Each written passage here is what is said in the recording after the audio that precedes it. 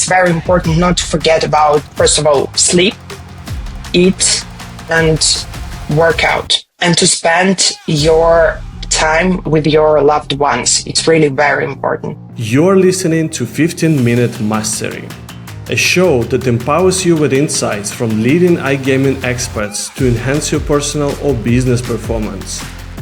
The show is brought to you by the AI-powered data analytics platform Blask and supported by tech-driven affiliate and media company Already Media, Lala Stars, the leading casino partnership program, and Next.io, the world's iGaming community. Hey everyone, and welcome to 15M Mastery. Today, we're joined by Katerina Glushchenko, the Senior Business Development Manager at Blask. Katerina has mastered the art of building and maintaining successful partnerships in the iGaming industry. Today, we will explore proven strategies for effective business development, from conference networking to deal closure. Welcome, Katerina. Hi, Dmitry. Very nice to see you.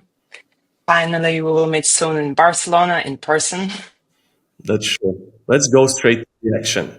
I know that your path and the journey in the industry been truly remarkable, and the way how you advanced from the early junior business development into a very senior role is truly remarkable.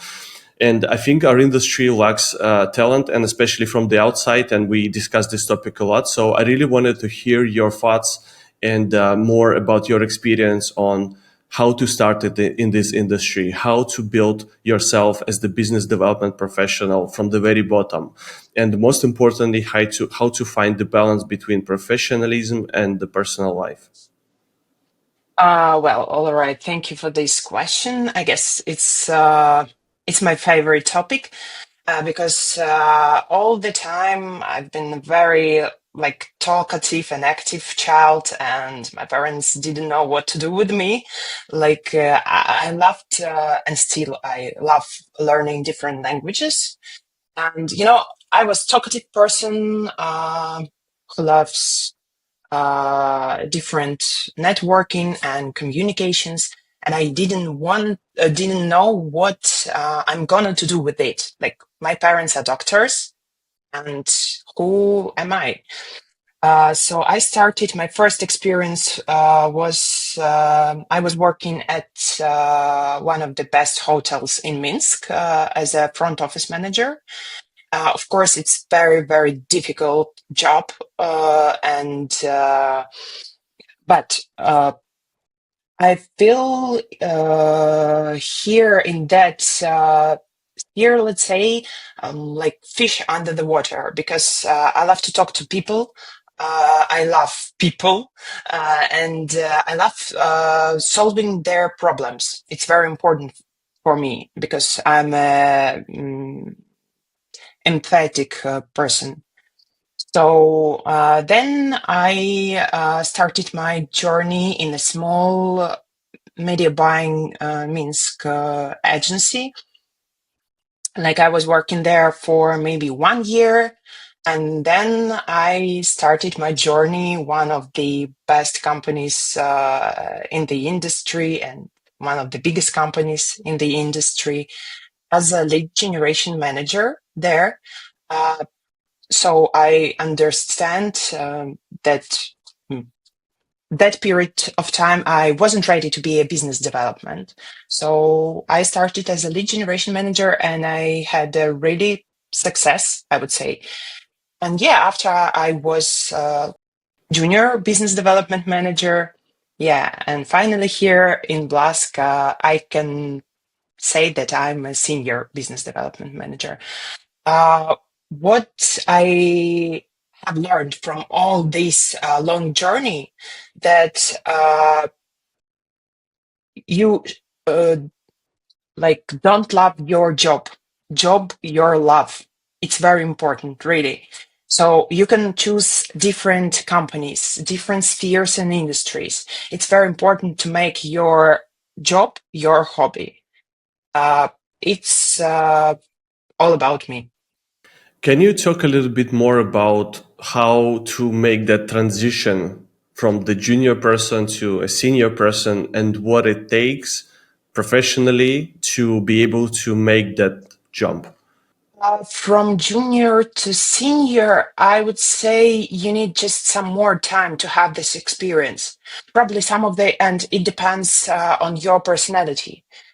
Some of the people, they are proactive, they're very like full of energy, and they can easily catch different knowledges from different spheres and industries. As for me, I'm a bit, let's say, turtle here, so I'm learning step by step.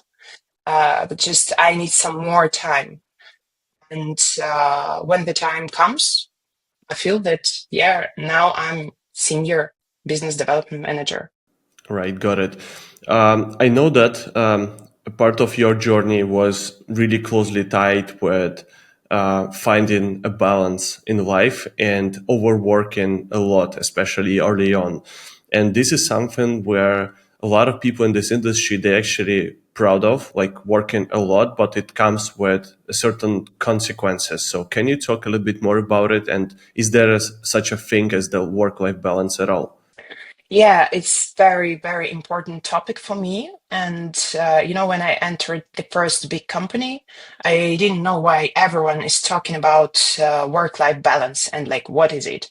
I'm doing my job very well. I have time to meet my friends, family. I have a time for my hobbies.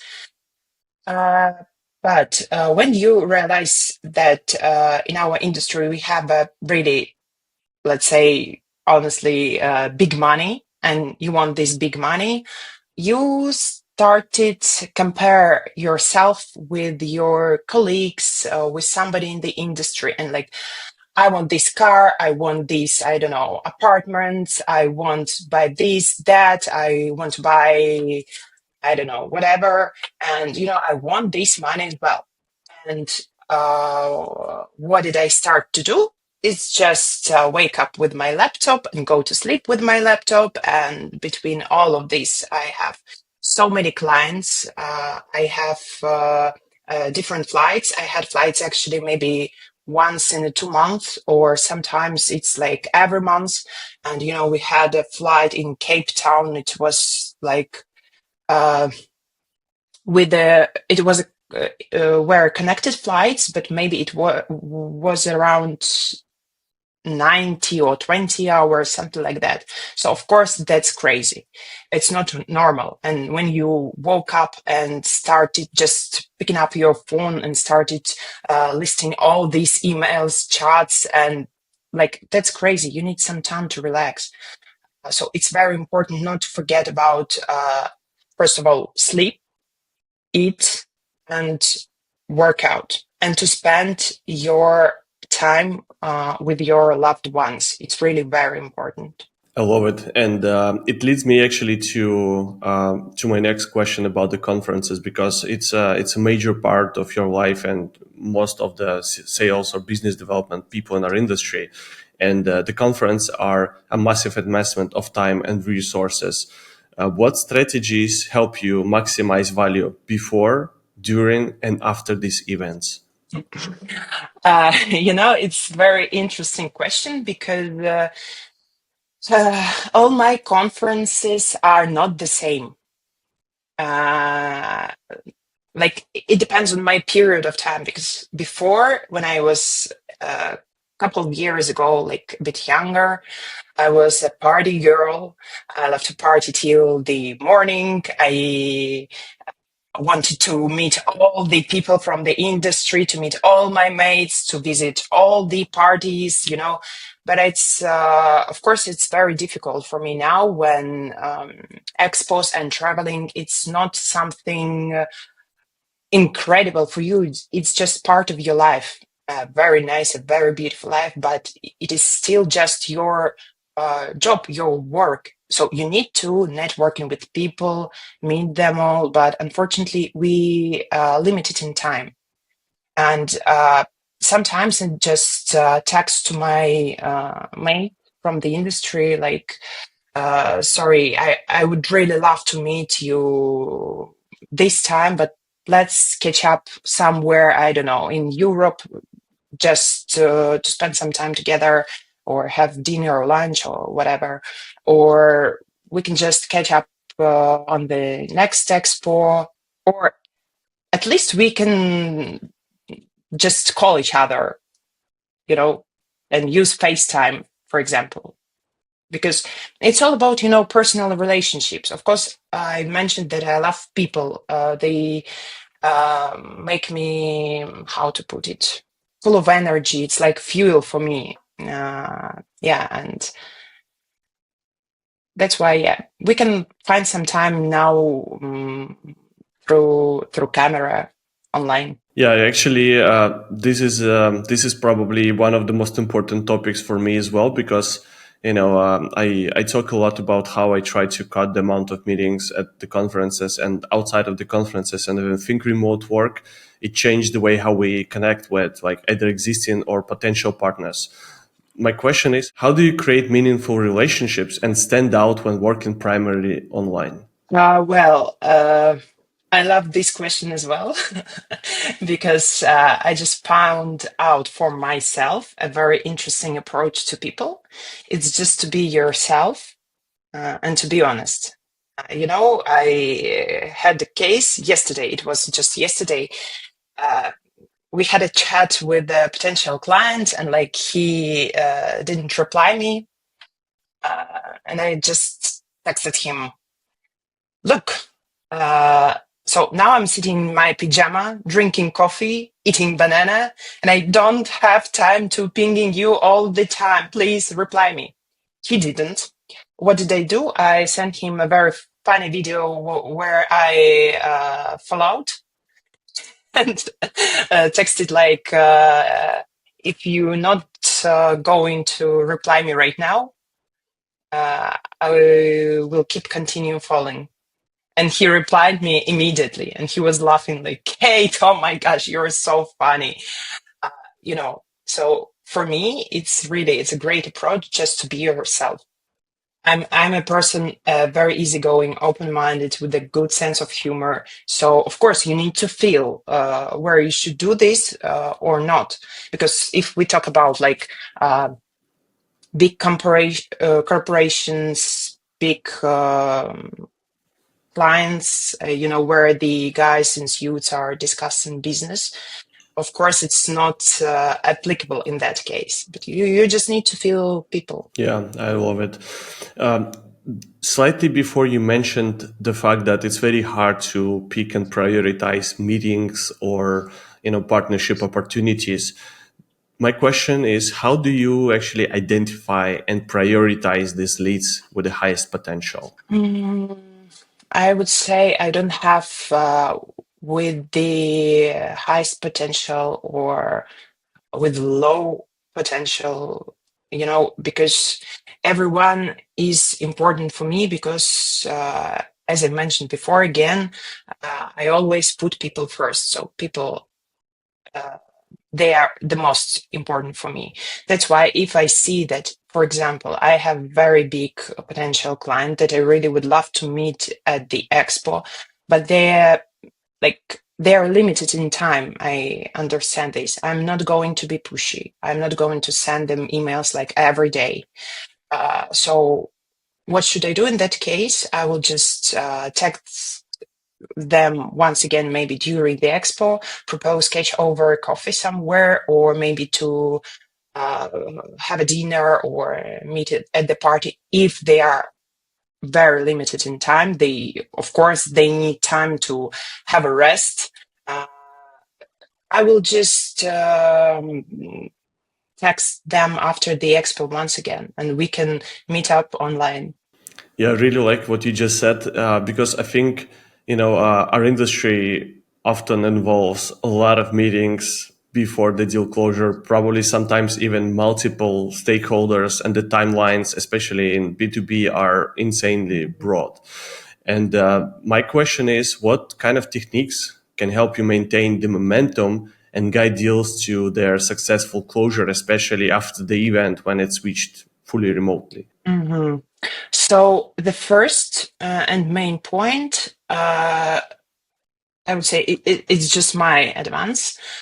don't be pushing. Like, don't send these hundreds of follow-ups immediately after the conference. Of course, I want to do this as well. As a very energetic and passion person, I would love to close all these deals immediately, but again, it's all about people. They need a time to rest. They probably have, I don't know, travels back home, or they're ill or something like that. So just give them, I don't know, 2, 4, 5 days to calm down. And then you can send all these follow-ups. And again, you should be creative, because like everyone gets these tons of emails or messages. Just try to be yourself. You can find your own personal approach. For example, if you're a person with a not good sense of humor, try something creative. If the client mentioned that he loves flowers, dogs, whatever, you can just send them a pics with I don't know, with some kind of their interests, and raise the topic, raise the conversation up. Yeah, I really like what you just said, because signing a deal is just a beginning of a journey, and for many businesses, it's pretty much the end, because they don't care about their clients this much. And I really like what you just said about understanding more even about the personal side of things. And my question is, how do you actually nurture these relationships into like long-lasting mutual success kind of partnerships? So again, sorry for repeating it all the time. It's all about people. You should be open-minded, easygoing person, because when I meet my mate from the industry, really very love to see them. I want to spend more and more time with them, talking and discussing, like, how's your kids, how's your wife, did you buy a new house, how was it, how was your trip to, I don't know, Madrid or whatever. So I really love to talk to people. I hope, love me as well. And yeah, I usually normally bring some, I don't know, sweets from Belarus or other cute stuff. So my suitcase, like, full of different sweets. And yeah, I would love to bring some more, like another suitcase with Belarusian souvenirs. But unfortunately, I can't do this, and just I want to share it with everyone, but it's impossible. So yeah, it's the main. Here is the main idea of how to keep your relationships with the people at that level. And of course, everyone has Instagram, Facebook, or other social media. We can follow each other and stay in touch. Yeah, I think I really like this idea. Even though the business between businesses is done on the business level, it's still made by people. And this is what the most important bit of the strategy lays on, is how to build proper, long-lasting mutual relations between people. Thank you so much for these insights, Katerina. And I feel like a lot of people on the junior and the senior level, and the ones who are willing to start their careers in business development, will find your insights super valuable. Thank you so much for it. Thank you, Dimitri. It was a pleasure.